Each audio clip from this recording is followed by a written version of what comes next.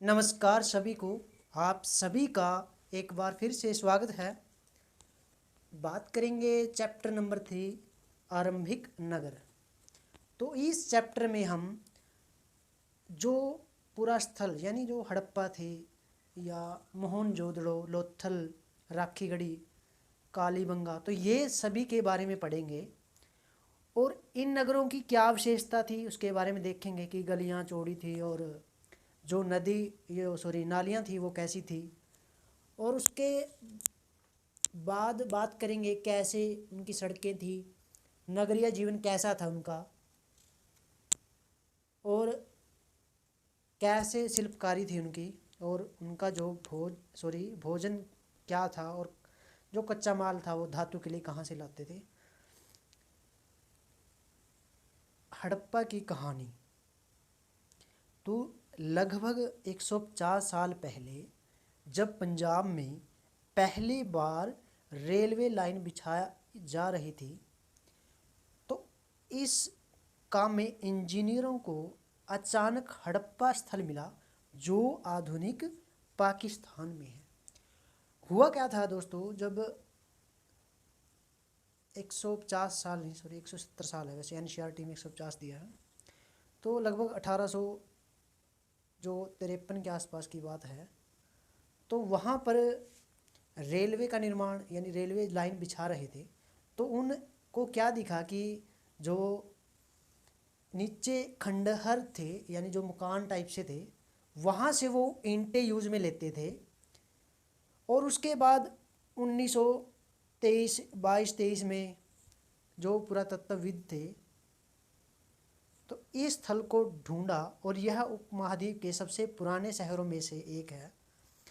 सभी पुरास्थलों में जो इमारतें और जो वस्तुएं मिली वो हड़प्पा सभ्यता की इमारतें कहा गया। क्या कहा गया? हड़प्पा सभ्यता की इमारतें। तो 100 साल के पहले की बात है ये तकरीबन। इन नगरों की विशेषताएं क्या थी? तो ये नगर दो या उससे ज़्यादा पार्टों में डिवाइड थे। एक तो था पश्चिमी भाग और एक था पूर्वी भाग।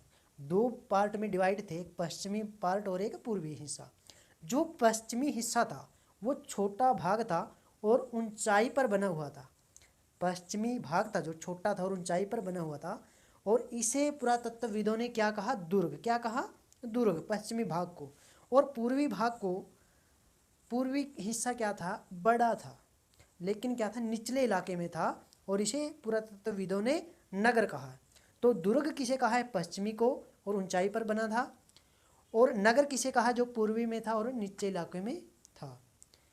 और मोहनजोदड़ो में एक खास तरह का तालाब मिला है जिसे महान स्नानागार कहा जाता है। कालीबंगा, इसका अर्थ है काले रंग की चूड़ियाँ। कहाँ पर है ये स्थान? राजस्थान के अंदर। लोथल कहाँ है? गुजरात के अंदर। जैसे अन्य नगरों में अग्निकुंड मिले हैं। क्या मिले हैं? अग्निकुंड। कहाँ मिले? कालीबंगा और लोथल में। तो इसे देखकर क्या लगता था कि यहाँ यज्ञ वगैरह किए जाते थे। अब बात करें भवन, नाले और सड़कें।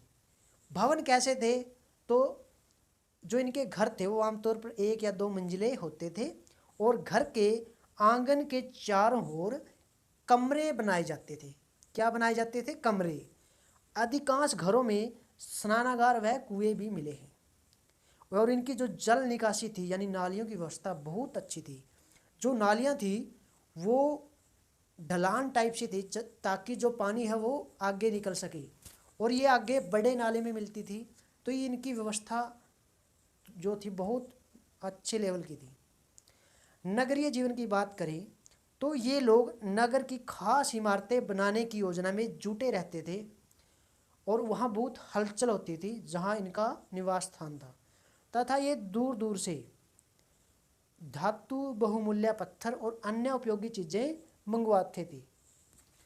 इन नगरों में लिपिक भी होते थे जो मोहरों पर लिखते थे और अन्य चीज़ों पर भी लिखते थे, लेकिन इनके प्रमाण अभी मतलब एक तरह से ये लगा लो कि साफ हो गए हैं। जो अक्षर वगैरह थे वो इतने क्लियर नहीं है।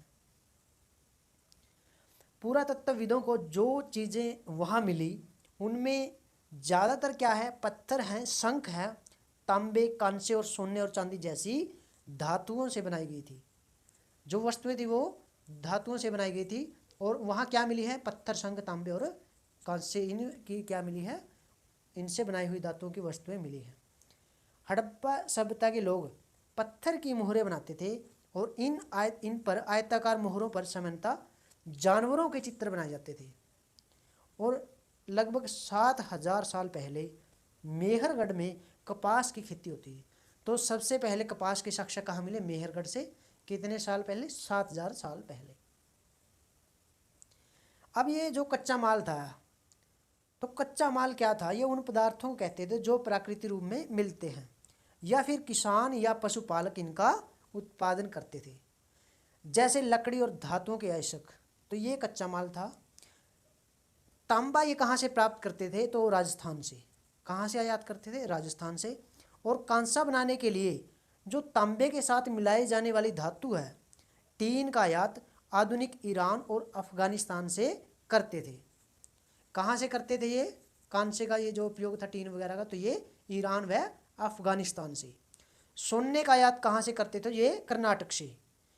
और पत्थर वगैरह का ये गुजरात से या फिर ईरान और अफगानिस्तान से भी। नगरों में रहने के लिए क्या भोजन था इनका? तो ये वे अनाज उगाते थे और जानवर पालते थे। क्या करते थे? अनाज उगाते थे और जानवर पालते थे। और पौधों के अवशेष से पता चलता है कि हड़प्पा के लोग गेहूं, जौ, दालें और मटर, धान, तिल व सरसों से उगाते थे। लोथल में एक जो बड़ा है तालाब है, वो क्या है? बंदरगाह है। लोथल कहाँ है? गुजरात में, जहाँ समुद्र के रास्ते आने वाली नाव रुकती थी। और इस सभ्यता का अंत एकदम कैसे हो गया, इसके बारे में अभी तक वैसे कुछ क्लियर नहीं बोल सकते।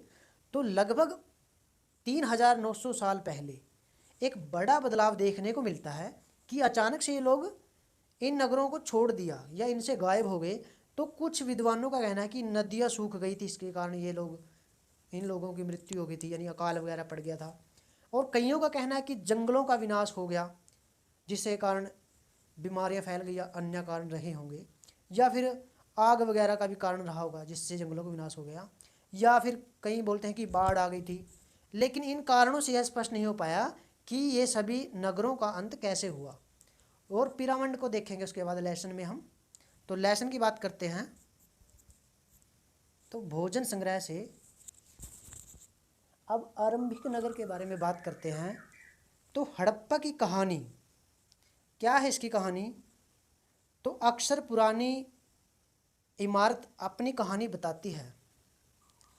लगभग 150 साल पहले जब पंजाब में पहली बार रेलवे लाइन बिछा रही थी, तो इस काम में जुटे इंजीनियरों को अचानक हड़प्पा स्थल मिला जो आधुनिक पाकिस्तान में है। उन्होंने सोचा कि ये ऐसा खंडहर है जहाँ से अच्छी ईंटें मिलेंगी। यह सोचकर वे हड़प्पा व खंडहरों से हजारों ईंटें उखाड़ ले गए, जिससे उन्होंने रेलवे लाइन बिछाई। इससे कई इमारतें पूरी तरह नष्ट हो गई। और उसके बाद 100 साल पहले, यानी 80 साल दिया है वैसे, 100 साल पहले पुरातत्वविदों ने इस स्थल को ढूंढा और पता चला कि खंडहर उपमहाद्वीप के सबसे पुराने शहरों में से एक है। चूँकि इस नगर की खोज सबसे पहले हुई थी, इसलिए बाद में मिलने वाले इस तरह के सभी पुरास्थलों को इमारतें और चीज़ें मिली उन्हें हड़प्पा सभ्यता की इमारतें कहा गया। इन शहरों का निर्माण लगभग 4700 साल पहले हो। इन नगरों की विशेषताएं क्या थी? तो इन नगरों में कई को तो 2 या उससे ज़्यादा हिस्सों में विभाजित किया गया था। प्रायः पश्चिम भाग छोटा था लेकिन ऊंचाई पर बना था, और पूर्वी हिस्सा बड़ा था लेकिन यह निचले इलाके में था। ऊंचाई वाले भाग को पुरातत्वविदों ने नगर दुर्ग कहा और निचले हिस्से को निचला नगर कहा। दोनों हिस्सों की चारदीवारियाँ पकी ईंटों की बनाई जाती थी। इसकी ईंटें इतनी अच्छी पकी थी कि हजारों सालों बाद आज तक अपनी इनकी दीवारें खड़ी रही। दीवार बनाने के लिए ईंटों की चिनाई इस तरह की किया करते थे जिससे कि दीवार खूब मजबूत रहे। इन नगरों दुर्ग की कुछ खास इमारतें बनाई गई थी। मिसाल के तौर पर मोहनजोदड़ो में खास तालाब बनाया गया था जिसे क्या बोलते हैं? महान स्नानागार। इस तालाब को बनाने में ईंटें और प्लास्टर का इस्तेमाल किया गया था। इसमें पानी का रिसाव रोकने के लिए प्लास्टर के ऊपर चारकोल की परत चढ़ाई गई थी। इस सरोवर में 2 तरफ से उतरने वाली के लिए क्या सीढ़ियाँ लगाई गई थी। चारों ओर कमरे बनाए गए थे। इसमें भरने के लिए पानी कुएं से निकाला जाता था। उपयोग के बाद इसे खाली कर दिया जाता था। शायद यह विशिष्ट नागरिक विशेष अवसरों पर स्नान किया करते थे। कालीबंगा और लोथल जैसे अन्य नगरों में अग्निकुंड मिले जहां संभवतः यज्ञ किए जाते होंगे। हड़प्पा, मोहनजोदड़ो और लोथल जैसे कुछ नगरों में बड़े बड़े भंडार गृह मिले हैं। भवन, नाले और सड़कें। इन नगरों के घर आमतौर पर 1 या 2 मंजिले होते थे। घर के आंगन के चारों ओर कमरे बनाए जाते थे। अधिकांश घरों में एक अलग स्नानागार होता था और कुछ घरों में कुएं भी होते थे। कई नगरों में ढके हुए नाले थे, इन्हें सावधानी से सीधी लाइन में बनाया जाता था। हर नाली में हल्की ढलान होती थी ताकि पानी आसानी से बह सके। अक्सर घरों की नालियों को सड़कों की नालियों से जोड़ दिया जाता था, जो बाद में बड़े नालों में मिल जाती थी। नालों के ढके होने के कारण इन्हें जगह जगह पर मेन होल बनाए जाते थे ताकि ये साफ हो सके। इनके जरिए इनकी देखभाल, सफाई की जा सके। घर, नाले और सड़कों का निर्माण योजनाबद्ध तरीके से एक साथ किया जाता था। नगरीय जीवन। हड़प्पा के नगरों में बड़ी हलचल रहा करती थी। यहाँ पर ऐसे लोग रहते होंगे जो नगर के खास इमारतें बनाने की योजना में जुटे रहते थे। ये संभवतः यहाँ के शासक थे। यह भी संभव है कि ये शासक लोगों को भेज कर दूर दूर से धातु, बहुमूल्य पत्थर और अन्य उपयोगी चीज़ें मंगवाते थे। शायद शासक लोग खूबसूरत मनकों और सोने चांदी से बने आभूषण जैसी कीमती चीज़ों को अपने पास रखते होंगे। इन नगरों में लिपिक भी होते थे जो मोहरों पर लिखते ही थे और शायद अन्य चीज़ों पर भी लिखते होंगे जो बच नहीं पाई। इसके अलावा नगरों में शिल्पकार, स्त्री पुरुष भी रहते थे जो अपने घरों या किसी उद्योग स्थल पर तरह तरह की चीज़ें बनाते होंगे। लोग लंबी यात्राएं भी करते थे, वहाँ से उपयोगी वस्तुएं लाते थे और साथ ही लाते थे। सुदूर देशों में किस्से, कहानियाँ, मिट्टी के बने खिलौने भी मिले हैं जिनसे बच्चे खेलते होंगे। नगर और नए शिल्प। आओ आप कुछ ऐसी चीज़ों के बारे में अध्ययन करें जो हड़प्पा नगरों से प्राप्त हुई है। पुरातत्वविदों ने जो चीज़ें वहाँ मिली हैं उनमें अधिकतर पत्थर, शंख, तांबे, कांसे, सोने और चांदी जैसे धातुओं से बनाई गई थी। तांबे और कांसे से औजार, हथियार, गहने और बर्तन बनाए जाते थे। सोने और चांदी से गहने और बर्तन बनाए जाते थे। यह मिली सबसे आकर्षक वस्तुओं में से अनेक मन के भाट और फलक है। तो ये कुछ वस्तुएं मिली हैं, जैसे ये आभूषण टाइप से ये है कुछ। तो हड़प्पा सभ्यता के लोग पत्थर पर मुहरें बनाते थे। इन आयताकार मुहरों पर सामान्यतः जानवरों के चित्र मिलते हैं। हड़प्पा सभ्यता के लोग काले रंग से डिजाइन किए हुए खूबसूरत लाल मिट्टी के बर्तन बनाते होंगे। ये एक चित्र मिला है, इंपॉर्टेंट है ये। संभवतः 7000 साल पहले मेहरगढ़ में कपास की खेती होती थी। मोहनजोदड़ो से कपड़े के टुकड़ों के अवशेष, चांदी के एक फूलदान के ढक्कन और अन्य कुछ तांबे की वस्तुएं से चिपके हुए मिले, यानी कपड़े के अवशेष भी मिले हैं। पकी मिट्टी तथा फेन से बनी तकलियां सूत कताई का संकेत करती हैं। तो फेंस क्या है तो आगे देखेंगे। ये फेंस है, शंख जैसा है। तो पत्थर और शंख प्राकृतिक तौर पर पाए जाते थे, लेकिन फेंस को कृत्रिम रूप से तैयार किया जाता था। बालू या स्फटिक पत्थरों के चूर्ण को गोंद में मिलाकर उनसे वस्तुएं बनाई जाती थी। इसके बाद इन वस्तुओं पर एक चिकनी परत चढ़ाई जाती थी। तो इस चिकनी परत के रंग नीले या हल्के समुद्र हरे होते थे। कच्चे माल की खोज में। तो कच्चा माल उन पदार्थों को कहते हैं जो या तो प्राकृतिक रूप में मिलते हैं या फिर किसान और पशुपालक उनका उत्पादन करते हैं। जैसे लकड़ी या धातुओं के आवश्यक प्राकृतिक रूप में उपलब्ध कच्चे माल हैं। इनसे फिर कई तरह की चीज़ें बनाई जाती हैं। मिसाल के तौर पर किसानों द्वारा पैदा किए गए कपास को कच्चा माल कहते हैं, जिसे बाद में कताई बुनाई करके कपड़ा तैयार किया जाता है। हड़प्पा में लोगों को कई चीज़ें वहाँ वही मिलती थी, लेकिन तांबा, लोहा, सोना, चांदी और बहुमूल्य पत्थर जैसे पदार्थों का वे दूर दूर से आयात करते थे। हड़प्पा के लोग तांबे का आयात संभवतः आज के राजस्थान से करते थे और पश्चिमी एशियाई देश ओमान से भी तांबे का आयात करते थे। कांसा बनाने के लिए तांबे के साथ मिलाई जाने वाली धातु टीन का आयात आधुनिक ईरान और अफगानिस्तान से करते थे। सोने का आयात आधुनिक कर्नाटक और बहुमूल्य पत्थरों का आयात गुजरात, ईरान और अफगानिस्तान से करते थे। नगरों में रहने वालों के लिए भोजन। तो लोग नगरों के अलावा गाँव में भी रहते थे। वे अनाज उगाते थे और जानवर पालते थे। किसान और चरवाहे ही शहरों में रहने वाले शासकों, लेखकों और दस्तकारों को खाने का सामान देते थे। पौधों के अवशेषों से पता चलता है कि हड़प्पा के लोग गेहूँ, जौ, दाने, मटर, धान, तिल और सरसों उगाते थे। वेरी इंपॉर्टेंट है, इसमें चावल का नाम नहीं है, ध्यान रखना। गेहूँ, जौ, दालें, मटर, धान, तिल और सरसों उगाते थे। जमीन की जुताई के लिए हल का प्रयोग की नई बात थी। हड़प्पा काल के हल तो नहीं बच पाए, लेकिन प्रायः लकड़ी से बनाए जाते थे, लेकिन हल के आकार के खिलौने मिले हैं। इस क्षेत्र में बारिश कम होती थी, इसलिए सिंचाई के लिए लोगों ने कुछ तरीके अपनाए होंगे। संभवतः पानी का संचय किया जाता होगा और ज़रूरत पड़ने पर उससे फसलों की सिंचाई की जाती होगी। हड़प्पा के लोग गाय, भैंस, बकरियां पालते थे। बस्तियों के आसपास तालाब और चरागाह होते थे, लेकिन सूखे महीनों में मवेशियों के झुंडों को चारा पानी की तलाश में दूर दूर तक ले जाया जाता था। वे बेर जैसे फलों को इकट्ठा करते थे, मछलियां पकड़ते थे और हिरण जैसे जानवरों का शिकार भी करते थे।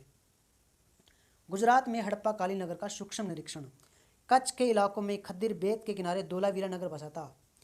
वहाँ साफ पानी मिलता था और ज़मीन उपजाऊ थी।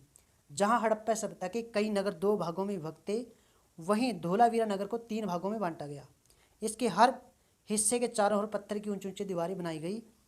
इसके अंदर जाने के लिए बड़े बड़े प्रवेश द्वार। इस नगर में एक खुला मैदान भी था जहाँ सार्वजनिक कार्यक्रम आयोजित किए जाते थे। यहाँ मिले कुछ अवशेषों में हड़प्पा लिपि के बड़े बड़े अक्षरों को पत्थर में खुदा पाया गया है। इन अभिलेखों को संभवतः लकड़ी में जड़ा गया था। यह एक अनोखा अवशेष है क्योंकि आमतौर पर हड़प्पा के लेख मुहर जैसी छोटी वस्तुओं पर पाए जाते थे। गुजरात के खंबात की खाड़ी में मिलने वाली साबरमती की एक उपनदी के किनारे बसा लोथल नगर ऐसे स्थान पर बसा था जहाँ कीमती पत्थर जैसा कच्चा माल आसानी से मिल जाता था। यह पत्थरों, शंखों, धातुओं से बनाई गई चीज़ों का एक महत्वपूर्ण केंद्र था। इस नगर में एक भंडार गृह भी था। इस भंडार गृह से कई मोहरें और मुद्राएं वगैरह मिली हैं। मुद्रा मोहर की बात करते हैं तो मोहरों का प्रयोग सामान से भरे उन डिब्बों या थैलों को चिन्हित करने के लिए किया जाता था जिन्हें एक जगह से दूसरी जगह भेजा जाता था। थैले को बंद करने के बाद उनके मुहानों पर गिल्ली मिट्टी पोत कर उन पर मोहर लगाई जाती थी। मोहर की छाप को मोहरबंदी कहते हैं। अगर आप छाप टूटी हुई नहीं होती तो यह साबित हो जाता कि सामान के साथ छेड़छाड़ नहीं हुई। सभ्यता का अंत का रहस्य कैसे हुआ, तो ये हम शॉर्ट नोट्स में करवा चुके हैं। पिरामिड की बात करते हो, लगभग 5000 साल पहले मिस्र में शासन करने वाले राजाओं ने सोना, चांदी, हाथी दांत, लकड़ी और हीरे जवाहरात लाने के लिए अपनी सेनाएं दूर दूर तक भेजी। इन्होंने बड़े मकबरे बनाए जिन्हें पिरामिड के नाम से जाना जाता था। तो ये पिरामिड है, इसमें उनके जो शवों को रखा जाता था और इन्हें मम्मी बोला जाता था। तो क्वेश्चन आंसरों की बात कर लेते हैं। तो ये उपयोगी शब्द हो गए नगर, दुर्ग, शासक, लिपिक वगैरह। पुरातत्वविदों को कैसे ज्ञात हुआ कि हड़प्पा सभ्यता के दौरान कपड़े का उपयोग होता था, ये पहला क्वेश्चन है। तो मोहनजोदड़ो से कपड़े के जो टुकड़े का अवशेष मिले हैं वो चांदी के एक फूलदान के ढक्कन और अन्य कुछ वस्तुओं से चिपके मिले हैं। और मोहनजोदड़ो से एक कढ़ाईदार वस्त्र पहने हुए एक मूर्ति भी मिली है।